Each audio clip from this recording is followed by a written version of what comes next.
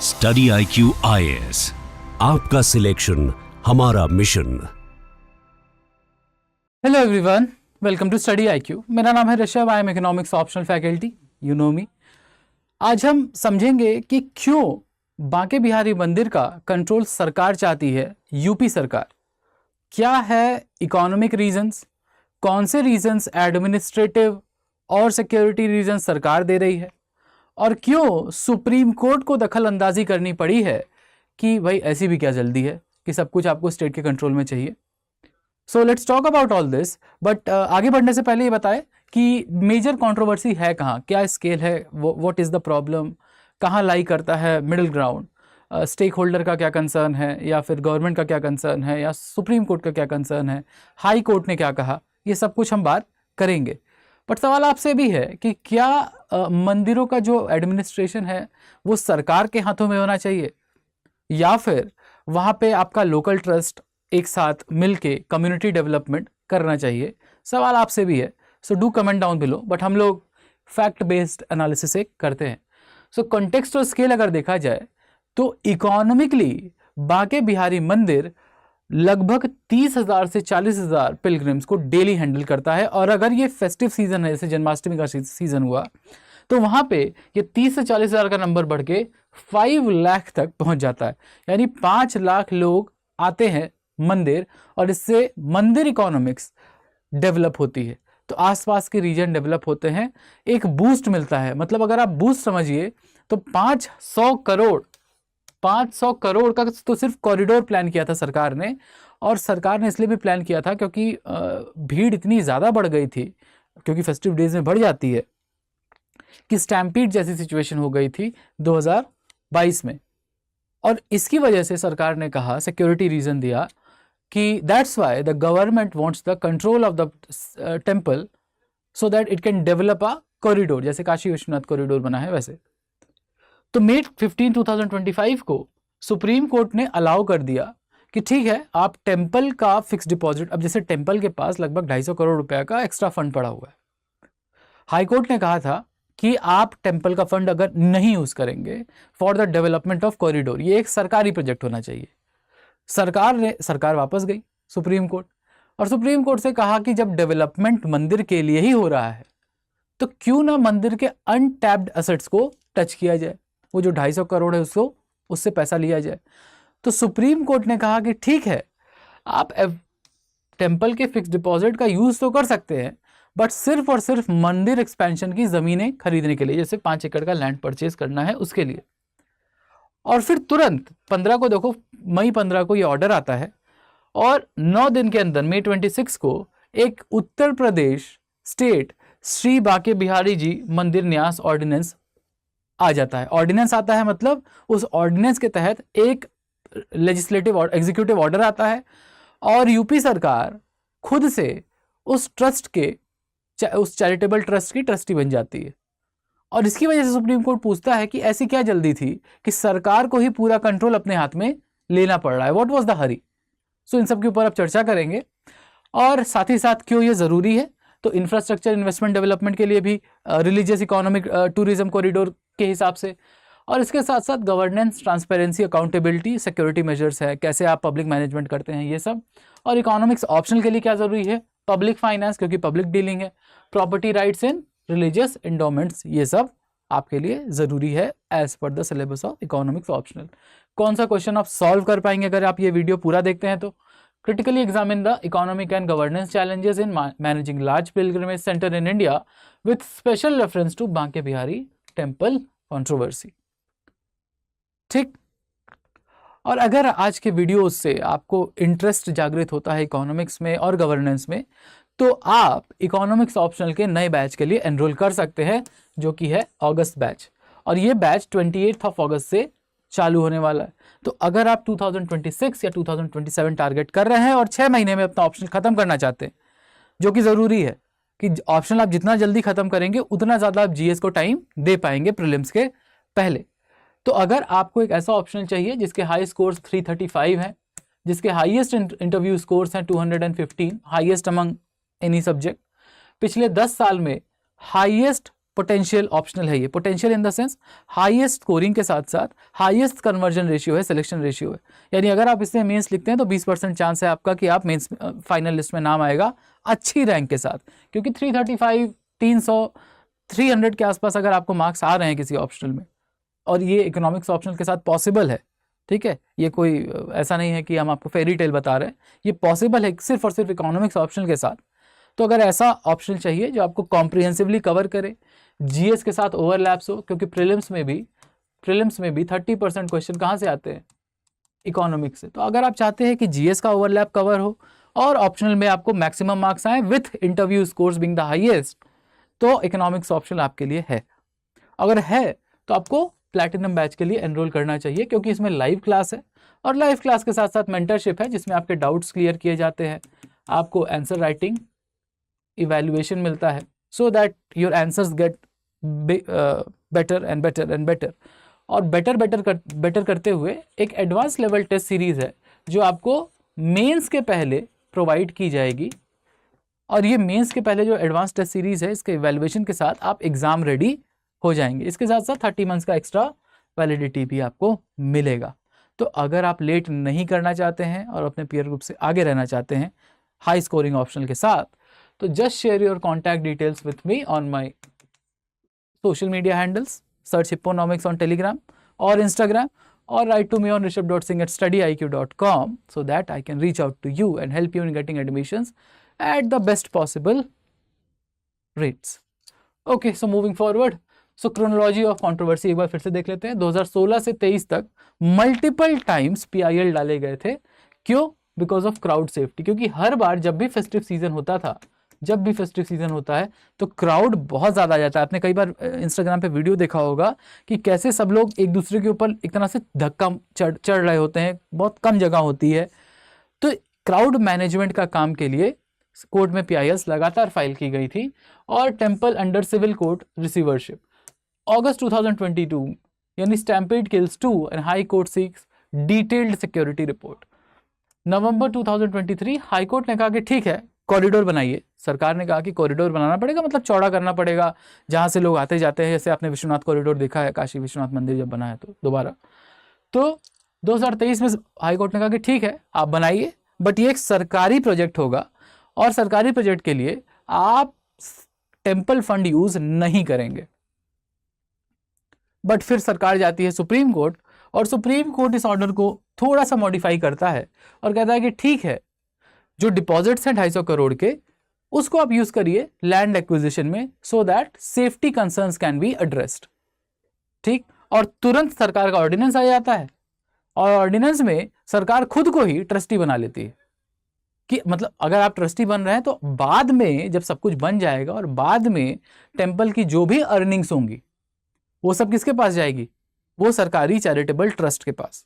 तो सरकार की इकोनॉमिक रेवेन्यू बढ़ेगा from the earnings of the temple. अब इसमें आप क्या कहना चाहते हैं, you can write down. But Goswami community ने कहा कि नहीं, ऐसा नहीं होना चाहिए। Goswami community is the traditional trustees एक तरह से, ठीक है, वो लोकल कम्युनिटी है जो मिल के टेम्पल को चलाती है, मैनेज करती है। तो गोस्वामी कम्युनिटी ने कहा कि नहीं, ऐसा करने की जरूरत नहीं थी, यू मस्ट हैव एम्पावर्ड अस, और सरकार के सपोर्ट के साथ हम अपना सिक्योरिटी और सेफ्टी मेजर्स बेहतर कर सकते थे।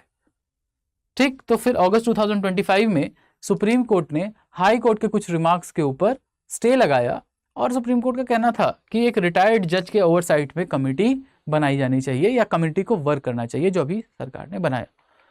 ठीक, तो क्या है economics behind control? So temple के पास लगभग 250 करोड़ से ज्यादा का फिक्स डिपॉजिट है, एंड सरकार wants to tap that capital and use that capital instead of सरकारी funds, the government funds, to develop the corridor for the Banke Bihari temple. Temple economy अगर देखा जाए तो इंडिया में या दुनिया भर में जो भी रिलीजियस इकोनॉमी होती है, चाहे वो आप मक्का में देखिए, चाहे विश्वनाथ मंदिर में देखिए, चाहे वो आप वैष्णो देवी टेम्पल के पास देखिए, चाहे आप तिरुपति बालाजी टेम्पल के पास देखिए, वैसे ही यहाँ पे भी एक रिलीजियस इकोनॉमी चलती है। तो रिलीजियस टूरिज्म इंडिया में लगभग 2% GDP को कंट्रीब्यूट करता है, यू ऑल नो दैट। और मेजर श्राइन्स जो हैं वो एंकर इंस्टीट्यूशन की तरह काम करते हैं हॉस्पिटैलिटी का, और साथ ही साथ रिटेल क्लस्टर डेवलप होता है। रिटेल क्लस्टर मतलब छोटी छोटी दुकानें, ठीक, ताकि उसके आसपास जैसे प्रसाद लेना है आपको, कोई सुवेनियर लेना है आपको, ठीक है, आपको कड़ा चाहिए, तो ये सब आपको उन छोटी छोटी दुकानों में मिलता है। और एक तरह से टेम्पल की वजह से रीजनल इकोनॉमिक डेवलपमेंट होता है, लोगों की इनकम ग्रोथ होती है। प्रिंसिपल एजेंट प्रॉब्लम एक और है। प्रिंसिपल एजेंट प्रॉब्लम, सरकार का कहना था कि जो डिवोटी है वो प्रिंसिपल है, ठीक है, और डिवोटी को चाहिए कि वो मैनेजर या ट्रस्ट के ऊपर, जो भी मैनेजर्स हैं उस टेम्पल के, जैसे पहले गोस्वामी मैनेजर्स थे, पुराने वाले ट्रेडिशनल मैनेजर्स, तो उनके ऊपर पूरी तरह से ट्रस्ट कर सके, और ताकि उनकी सेफ्टी मेजर्स हो, सिक्योरिटी मेजर्स हो, उसके ऊपर ट्रांसपेरेंटली भरोसा किया जा सके। But due to lack of information और इंफॉर्मेशन गैप्स, जो सेफ्टी और ट्रांसपेरेंसी में भी एक गैप आ गया है, और इस सेफ्टी और ट्रांसपेरेंसी को हम यानी सरकार ने कहा कि हम ये ट्रांसपेरेंसी और सेफ्टी के गैप को भरेंगे और हम लाएंगे accountability in managing the temple. Okay, तो पब्लिक चॉइस की अगर बात की जाए तो ये तो सरकार का कहना था, प्रिंसिपल एजेंट प्रॉब्लम, तो पब्लिक चॉइस ये थी कि गवर्नमेंट जो है, पब्लिक का ये कहना था, जो भी लोकल वहाँ के लोग हैं, कि गवर्नमेंट चाहती है पूरा कंट्रोल, ताकि वो टेम्पल का जो फिक्स डिपॉजिट या इकोनॉमी है उसके डिविडेंड्स को यूज कर सके सरकारी रेवेन्यू की तरह। ऐसा वहाँ के लोगों का कहना था, और पूरी तरह से टेम्पल के रेवेन्यू को कंट्रोल कर सके। और इसके साथ साथ एक रिस्क भी है, रिस्क है ब्यूरोक्रेटिक इनएफिशिएंसी का, जो कि सरकार, हम देखते हैं पब्लिक सेक्टर यूनिट्स में भी, कि ब्यूरोक्रेसी जहां भी जाएगी इनएफिशिएंसीज क्रीप इन कर जाती हैं। कई सारे टेम्पल मैनेजमेंट में, अभी हम लोग आगे देखेंगे केस स्टडी में, कि कैसे bureaucratic control has created more inefficiency and more lack of transparency and more opaque system that people are still not aware about it, और उसकी वजह से जो potential earning थी वो गिरी है, बढ़ी नहीं है, कम हुई है। ठीक, इसके साथ साथ ट्रांजैक्शन कॉस्ट इकोनॉमिक्स की अगर बात की जाए तो एक सिंगल स्टेट ट्रस्ट प्रॉमिस करता है इकोनॉमीज ऑफ स्केल, बट इसकी वजह से कंप्लायंस और लिटिगेशन प्रॉब्लम हो सकती है कि लोकल स्टेक होल्डर जो होंगे, अब मान लो कि एक यूपी का सरकारी ट्रस्ट बन गया और वो सारे टेम्पल को कंट्रोल करना चाहता है, तो इकोनॉमीज ऑफ स्केल तो होगा क्योंकि सारे टेम्पल का रेवेन्यू एक ट्रस्ट में आ रहा है, बट जो लोकल स्टेक होल्डर हैं उनके लिए तो ये खराब है, उनकी इकोनॉमी के लिए गड़बड़ है ये। ठीक है, लोकल अटैचमेंट होता है अपने डिवोटी, एक एज अ डिवोटी अपने भगवान के साथ, उसमें प्रॉब्लम है, तो हो सकता है लिटिगेशन बढ़ जाए, यानी कोर्ट केसेस बढ़ जाए, तो इसके ऊपर ध्यान देने की जरूरत है। तो क्या सिर्फ इकोनॉमिक्स को हम ध्यान में रख सकते हैं? शायद नहीं। ठीक, तो अब केस स्टडी देखते हैं 4 टेम्पल की।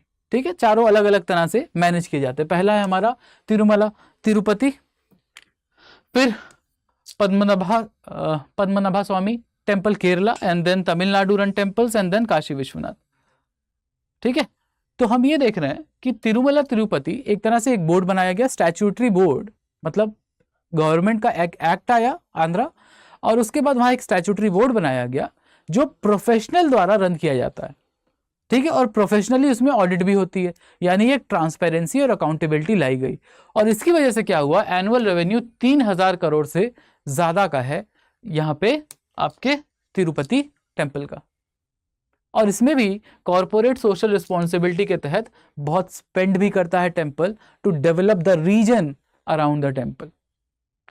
तो इससे ये दिखाई देता है कि स्केल भी बढ़ा और अकाउंटेबिलिटी भी साथ साथ बढ़ी, और ये दोनों चीजें एक साथ हो सकती हैं। बट अगर हम आगे देखें पद्मनाभ स्वामी टेम्पल का, तो यहाँ पे सुप्रीम कोर्ट ने क्या किया, सरकार का कंट्रोल हटा के 2020 में जो पुराने रॉयल ट्रस्टीज थे, ठीक है, रॉयल फैमिलीज के जो ट्रस्टीज थे, उनको वापस दे दिया उसका management, because of mismanagement, misallocation of resources and lack of efficiency.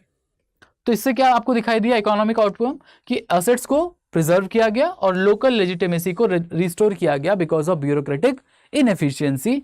तो कम्युनिटी ट्रस्ट भी आउट परफॉर्म कर सकता है ब्यूरोक्रेसी को, ये भी हमने देखा। ठीक है, यानी आपको प्रोफेशनल, अकाउंटेबल और कम्युनिटी स्टेक होल्डर को साथ में लेके चलना है। इस दो से तो हमको यही समझ में आ रहा है। फिर हम देखते हैं तमिलनाडु। तो तमिलनाडु में स्टेट डिपार्टमेंट कंट्रोल करता है लगभग 38,000 टेम्पल्स को, और जो पोटेंशियल लगभग 6,000 करोड़ का है जमीन से या फिर मंदिर से रेवेन्यू का, वो मात्र 200 करोड़ रह गया है। This is because excessive state control and too much bureaucracy has crept in with inefficiency. यानी पूरा का पूरा स्टेट कंट्रोल ठीक है नहीं। बट आगे अगर हम देखें काशी विश्वनाथ कॉरिडोर के बारे में, तो यहां पे पब्लिक प्राइवेट स्टाइल मैनेजमेंट आपको देखने को मिलता है। ठीक है, तो इसके बाद यह देखा गया है कि डेली पिलग्रिम्स में, क्योंकि जब से कॉरिडोर बना है सरकारी मदद से, तब से पिलग्रिम्स में 3 गुना ज्यादा बढ़ोतरी हुई है वहां पे आने वाले पिलग्रिम्स की, डिवोटीज की। क्योंकि वहां पे उसके साथ साथ जब कॉरिडोर चौड़ा किया गया, नया बनाया गया, तो उसके साथ साथ आसपास के रीजन में hotel development, hospitality development, tourism centres, ये भी साथ ही साथ खोले गए टू सपोर्ट दैट। तो ये देखा गया कि infrastructure boost the regional temple economy.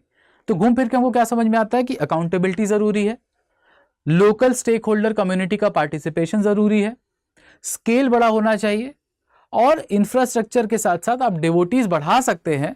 But अगर आप पूरा कंट्रोल ले लेंगे स्टेट के अंडर में, तो वो तमिलनाडु वाला हाल होगा कि 6000 करोड़ की जगह मात्र 200 करोड़ आप कमा पा रहे हैं, even when all the temples are under your control. Globally भी अगर देखा जाए, ग्लोबली भी तो मैनेजमेंट मॉडल 3 तरह से हम देखते हैं। ट्रेडिशनल हो गया एक गवर्नमेंट हो गया, और एक हाइब्रिड हो गया जो हम जर्मनी या सिंगापुर में देखते हैं जनरली। तो जो लोकल आपका मॉडल है, ट्रेडिशनल मॉडल, गोस्वामी मॉडल जिसको बोलते हैं, यहां पे रेवेन्यू एफिशिएंसी सबसे ज्यादा है। क्यों? क्योंकि ये लोकली लोगों को साथ में लेके चलता है। सबके पास छोटी छोटी दुकानें हैं, सब लोग थोड़ा थोड़ा कमा रहे हैं, और सबकी इनकम पोटेंशियल बढ़ रहा है धीरे धीरे, क्योंकि जैसे जैसे डिवोटीज बढ़ेंगे उनका इनकम पोटेंशियल बढ़ेगा।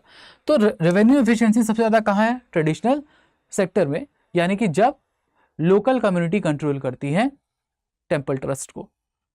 कम्युनिटी इंगेजमेंट सबसे ज्यादा है, क्योंकि लोकली लोग इन्वॉल्व रहते हैं डिसीजन मेकिंग में।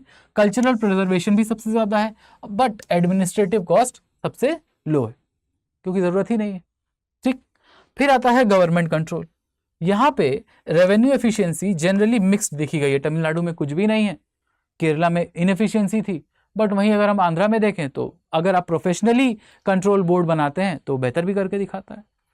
लेकिन कम्युनिटी इंगेजमेंट लिमिटेड होता है, क्योंकि लोगों से फिर आपको पूछने की जरूरत नहीं है, सरकार ने एक तो बोर्ड बना दिया, उसको जो मना है वो कर रहा है। कल्चरल प्रिजर्वेशन को आप वेरिएबल इसलिए लिख रहे हैं कि government can change the corridor structure और anything else as per the demand of that time और as per the demand of the economy. और यहाँ पे एडमिनिस्ट्रेटिव कॉस्ट भी हाई है, क्योंकि आप किसी ना किसी ब्यूरोक्रेट को या कई सारे ब्यूरोक्रेट्स को और एक पूरा सरकारी डिपार्टमेंट को इसी तरफ लगा देते हैं।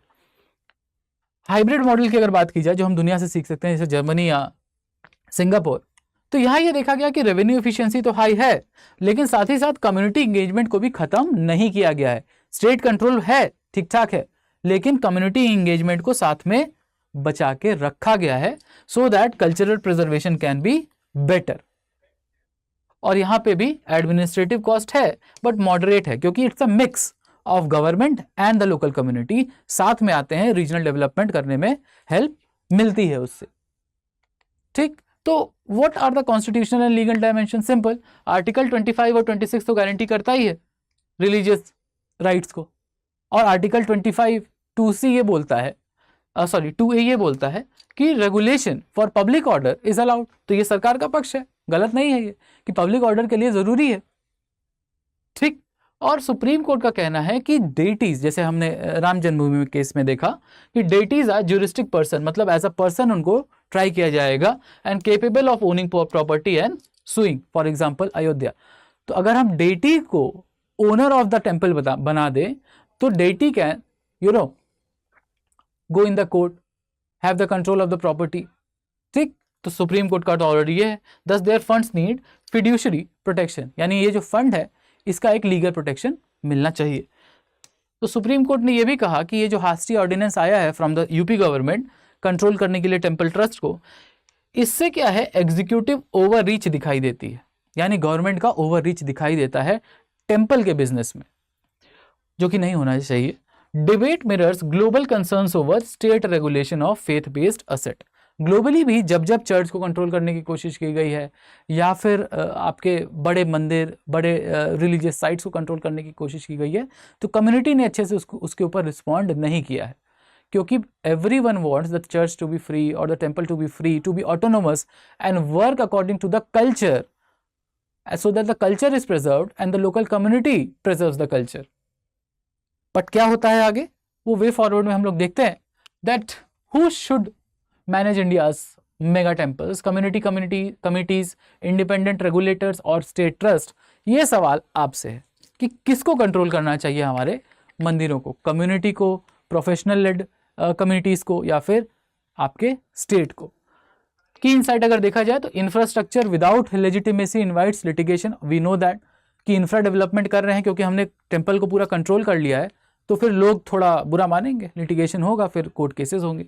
ट्रांसपेरेंट ऑडिट और कम्युनिटी वॉइस को, यानी ट्रांसपेरेंट ऑडिट और कम्युनिटी वॉइस, इससे भी जो प्रिंसिपल एजेंट का रिस्क है वो कम होता है, क्योंकि अगर सरकार का कंट्रोल बढ़ गया तो ऑडिट हो रहा है कि नहीं, ट्रांसपेरेंटली हो रहा है कि नहीं, कम्युनिटी की बात सुनी जा रही है या नहीं, we can't talk about that. तो इससे ट्रांसपेरेंसी ही कम होती है. और बैलेंस करना है हमें हेरिटेज को, स्केल को, रेवेन्यू एफिशिएंसी को और साथ ही साथ सेफ्टी को भी. बट ये गवर्नेंस लैब कितना काम नहीं करना चाहिए कि सरकार आएगी, हिट एंड ट्रायल करेगी, फिर समझेगी कि क्या सही है क्या गलत. It should be a clear cut model. तो call to action is track the, क्योंकि इलाहाबाद हाईकोर्ट में है ये ऑर्डर, तो track the Allahabad high court verdict expected later this year, a potential landmark judgment on religious and economic governance, कि कहाँ लाई करना चाहिए स्टेट का कंट्रोल, कहाँ पे स्टेट का ओवर रीच हो जाता है. तो ये जल्दी इलाहाबाद हाईकोर्ट से ऑर्डर आपको मिलने वाला है. तो ट्रैक दैट, और जब आएगा तो हम लोग यहाँ डिस्कस भी कर लेंगे. So I hope you like this. और अगर आज का वीडियो से आपका नॉलेज वैल्यू एड हुआ है तो do like, share this, share your thoughts in the comment section. और याद रहे कि अगर इंटरेस्ट आया है आपको इकोनॉमिक्स में, तो इकोनॉमिक्स ऑप्शनल का बैच एडमिशन ओपन है फॉर द अगस्त बैच, और ये 28 अगस्त तक बैच हमारा लॉन्च हो जाएगा. तो प्लैटिनम बैच में आपको एनरोल करना है तो just share your contact details on Hipponomics. मिलते हैं आपसे क्लास में थोड़ी और डिटेल्स के साथ, इकोनॉमिक थ्योरीज के साथ. Thank you everyone, bye bye. Study IQ IAS, आपका सिलेक्शन हमारा मिशन.